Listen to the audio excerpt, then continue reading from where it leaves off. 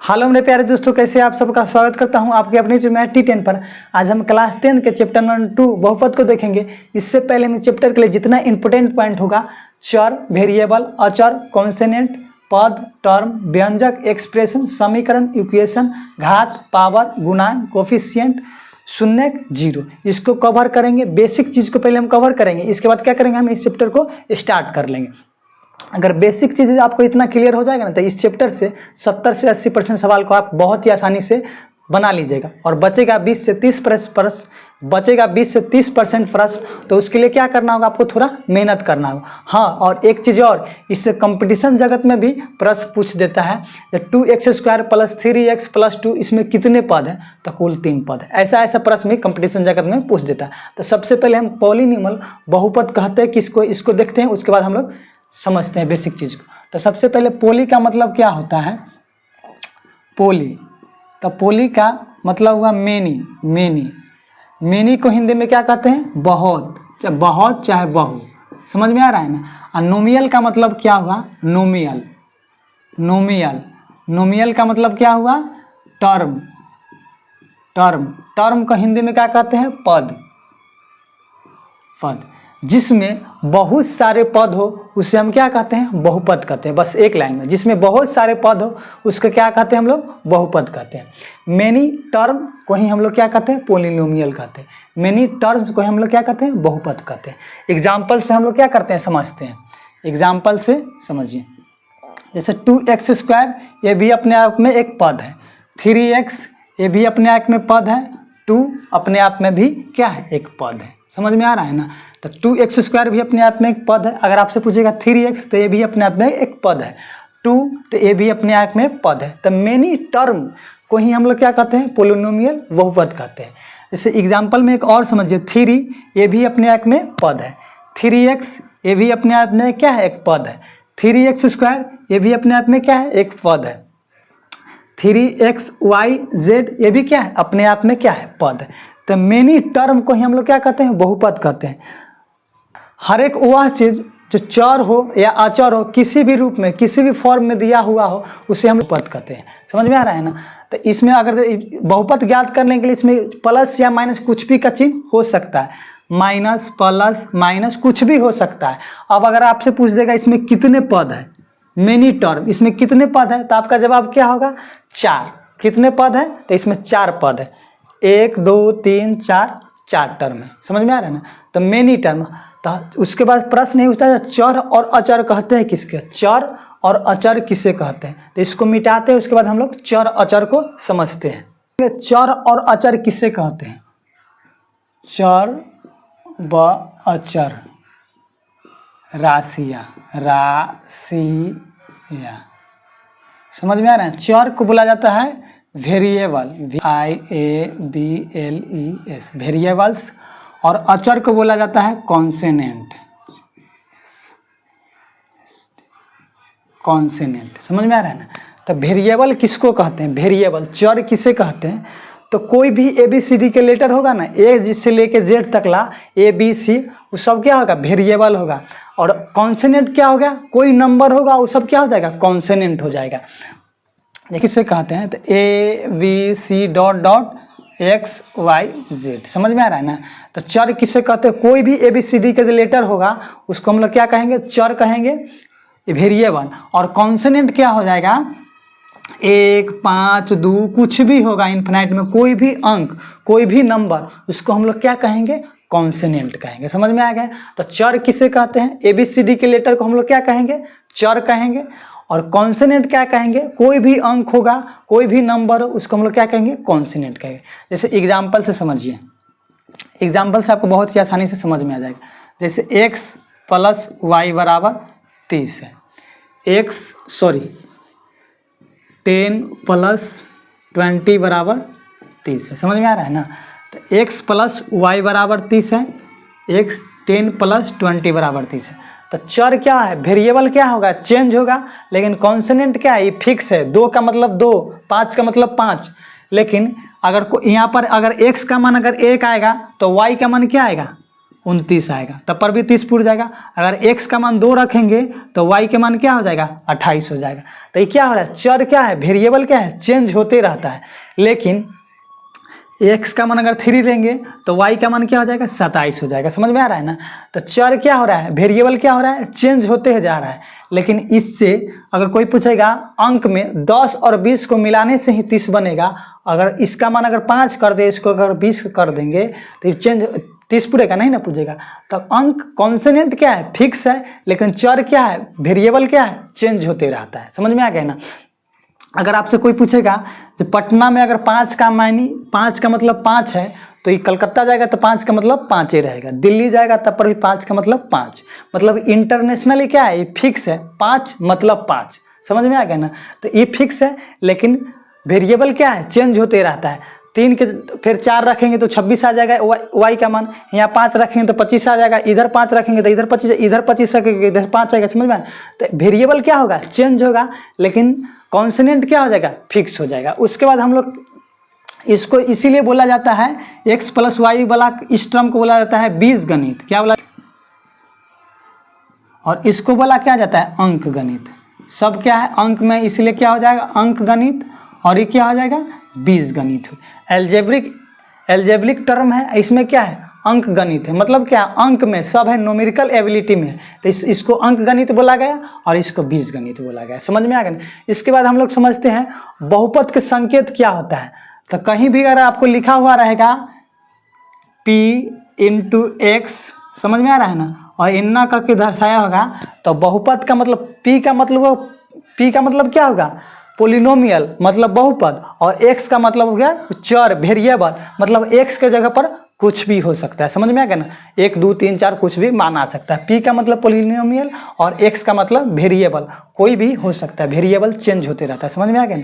तो बहुपद को संकेत में हम इन्ना भी दर्शाते हैं। समझ में आ गया। उसके बाद हम लोग समझते हैं बहुपद के पहचान क्या है, इसको मिटाते हैं। बहुपद को पहचाने कैसे करेंगे, चाहे इसका नियम क्या है उसको हम समझते हैं, इसको मिटाते हैं हम। अब हम लोग देखिए बहुपद के पहचान का नियम कहता है, बहुपद के यहाँ पर लिख देंगे बहुपद के पहचान या नियम। तो बहुपद को हम लोग पहचानेंगे कैसे उसको समझते हैं। तो बहुपद के पहचान क्या है, तो चर, समझ में आ रहा है ना, तो चर की घात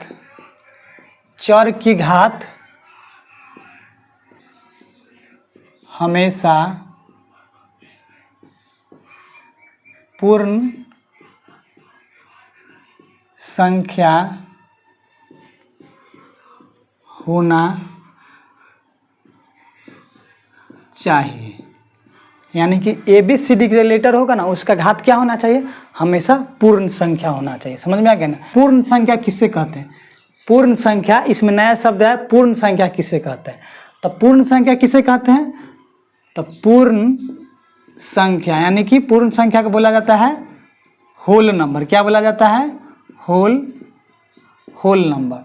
तो होल नंबर कहाँ से स्टार्ट होता है, जीरो से, 0 1 2 3 से इन्फिनाइट तक जाएगा। तो 0 1 2 3 डॉट डॉट इन्फिनाइट तक जाएगा। समझ में आ रहा है ना। प्राकृत संख्या हमेशा 1 से स्टार्ट होता है, लेकिन पूर्ण संख्या हमेशा 0 से स्टार्ट होता है। उसमें 0 मिलाने से बनी संख्या को हम लोग क्या कहते हैं, पूर्ण संख्या कहते हैं। समझ में आ गया। तो उसके बाद पूर्ण संख्या, तो बहुपद का पहचान क्या है, तो देखना है 2x² + 3x + 2। तो देखिए एग्जाम्पल में देखिए, वेरिएबल, चर को क्या बोला जाता है, वेरिएबल, यानी कि वेरिएबल के पावर हमको खोजना है जो पूर्ण संख्या हमेशा होना चाहिए। समझ में आ गया ना। तो देखिए वेरिएबल क्या होता है, ABCD के लेटर होता है, ABCD के लेटर A से लेकर Z तक में कोई लेटर रहेगा वो क्या हो जाएगा, वेरिएबल होगा, चर होगा। तो हमको चर के पावर क्या खोजना है, पूर्ण संख्या। तो देखिए चर यही ना है, x के पावर, तो इसका पावर क्या है 2। तो देखिए 2 आ ना गया, 2 पूर्ण संख्या होना चाहिए, मतलब बटा उटा में भिन्न के रूप में नहीं रहेगा, नहीं रहना चाहिए। समझ में आ गया ना। x के पावर क्या है, ना कुछ तो 1 है, तो 1 भी पूर्ण संख्या है, आ गया ना। तो ये क्या है, बहुपद है। समझ में आ गया ना। देखिए यहाँ क्या है, x के पावर 0 था। समझ में आ गया ना। तो x के पावर 0, अगर किसी भी संख्या के पावर 0 है ना तो उसका मान 1 होता है। अगर 2 में 1 से गुना करेंगे तो 2 आएगा, इसीलिए यहाँ पर x के पावर क्या है, 0 छुपा हुआ है। समझ में आएगा ना। अगर आपको दे देगा इतना देगा 2x² प्लस 3x प्लस 1, ये बहुपद है तो हाँ है। उसके बाद अगर आपको दे देगा 3x² के पावर 1/2, इसका जवाब होगा यस। समझ में आ रहा है ना, ये बहुपद है। लेकिन अगर आपको से पूछेगा 3x 1/2 प्लस 2x प्लस 3, तो ये बहुपद होगा तो नहीं होगा। क्यों? क्योंकि चर वेरिएबल का पावर क्या है यहाँ पर 1/2 है, इसलिए क्या हो जाएगा, ये नहीं है बहुपद। समझ में आ गया? ये बहुपद है लेकिन ये बहुपद नहीं है। अब बहुपद में हमेशा चर घात की पावर क्या खोजना है, पूर्ण संख्या। यहाँ पर पूर्ण संख्या है लेकिन यहाँ पर नहीं है, सभी में रहना चाहिए पूर्ण संख्या, तो बहुपद होगा, नहीं होगा तो नहीं होगा। अब इसका पूर्ण संख्या का कौन कौन चीज़ नहीं होता है बहुपद का, तो देखिए बहुपद चर की घात क्या होना चाहिए, हमेशा पूर्ण संख्या होना चाहिए। और नहीं क्या होगा सीधे हम लोग नहीं चर की घात क्या नहीं होना चाहिए से हम देख लेंगे। तो 1/2 नहीं होना चाहिए, समझ में आया, 3/4 नहीं होना चाहिए, 1.2 नहीं होना चाहिए, मतलब दशमलव भी नहीं होना चाहिए। उसके बाद रूट में भी नहीं होना चाहिए। समझ में आ रहा है ना, ये सब चर की घात क्या होना चाहिए, चर की घात क्या होना चाहिए, ये सब संख्या नहीं होगा। मतलब एक्स वाई जेड का जो मान हो, एक्स वाई जेड लेटर होगा उसका पावर 1/2 √2 √3, मतलब पूर्ण जैसे यहाँ पर √4 हो जाएगा ना तो वो होगा, क्योंकि 4 का वर्गमूल दूर चल जाएगा, तो इस चर की पावर अगर 4 चल जाएगा, पूर्ण वर्ग वाला संख्या चल जाएगा तो वो हो सकता है। लेकिन √2 √3 जिसका वर्गमूल नहीं निकलेगा वो चर की पावर नहीं होना चाहिए संख्या। समझ में आया ना। और भिन्न के रूप में भी संख्या नहीं होना चाहिए, और दशमलव के रूप में भी संख्या अगर नहीं आना चाहिए यहाँ पर, तो वर्गमूल बहुपद नहीं होगा। समझ में आ गया ना।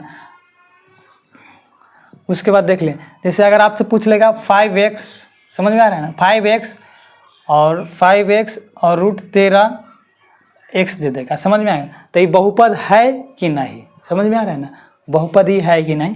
तो ये बहुपद है, हमको चर की घात देखना है हमेशा। तो देखिए चर की घात, चर यही ना, तो चर की घात तो ना कुछ तो 1 है, चर यही ना, तो चर की घात 1 है, तो पूर्ण संख्या है ना, तो ये बहुपद है। लेकिन इसी में आपको दे देगा 5x माइनस √13x, तो ये बहुपद होगा, तो ये नहीं होगा। क्यों? क्योंकि देखिए √13 रूट के अंदर x चल आया, तो हम क्या बोले हैं, चर की घात कभी भी हमेशा रूट में नहीं रहना चाहिए, रूट में नहीं रहना चाहिए, मतलब पूर्ण वर्ग के रूप में होना चाहिए, लेकिन रूट के रूप में नहीं रहना चाहिए। रूट का मान क्या होता है, 1/2 होगा, तो x की जैसी पावर 1/2 कर देंगे तो क्या हो जाएगा, ये बहुपद नहीं होगा। समझ में आ गया। और वेरिएबल कॉन्सोनेंट के पावर कुछ भी रहेगा तो चलेगा। यहाँ पर √2 हो जाएगा तब पर भी बहुपद है, यहाँ पर भी रूट हो जाएगा तब पर भी बहुपद है। हमको क्या देखना है, चर की घात को देखना है, चर की घात ABC जो लेटर है उसका घात देखना है, जो हमेशा पूर्ण संख्या होना चाहिए तो बहुपद होगा, और नहीं होगा तो बहुपद नहीं होगा। हम लोग चर और अचर देख लिए, बहुपद के पहचान के नियम देख लिए। अब क्या करेंगे, इसको हम लोग मिटाते हैं। अगला स्टेप देखेंगे पद तो देख लिया है, इसमें कितने पद है, तो 1 2 3। हर वह चीज़ जो चर अचर किसी भी फॉर्म में दिया हुआ सब क्या है, टर्म है, पद है। अब हम क्या समझते हैं, अगला देखते हैं, इसको मिटाते हैं। अब हम लोग पद यानी कि टर्म को देखते हैं।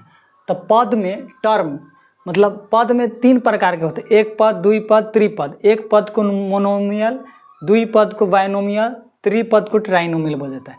तो इसका एग्जाम्पल से समझते हैं। एक पद, तो एक पद में क्या होगा ना, कोई एक चीज़ होना चाहिए, जैसे x हो गया, ये भी अपने आप में एक पद है, इसका एग्जाम्पल है।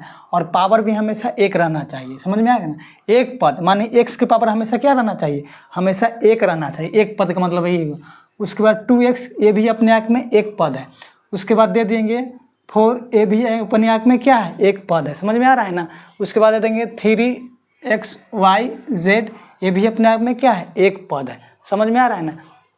उसके बाद द्विपद यानी कि बाइनोमियल किसे कहते हैं, तो 2x + 2 क्या है, द्विपद है। एक पदी तो 2 गो द्विपद, नाम से पता चला द्विपद, तो 2 गो है, इसको 2 पद कर देंगे। और हमेशा 2 पद की पावर क्या होना चाहिए, 2 होना चाहिए। ऐसे 2 होगा तब पर भी ठीक नहीं, द्विपद है, इसको द्विपद बोला जाएगा। समझ में आ रहा है। इसको इतना भी लिख सकते हैं 3x² +2 ये भी द्विपद में आ जाएगा। समझ में आ रहा है? तो ये सब क्या है? एग्जाम्पल है। इसके बाद 3x² - 2 भी हम कर सकते हैं, वो भी द्विपद में आ जाएगा। उसके बाद बच गया त्रिपद, तो त्रिपद में क्या हो जाएगा?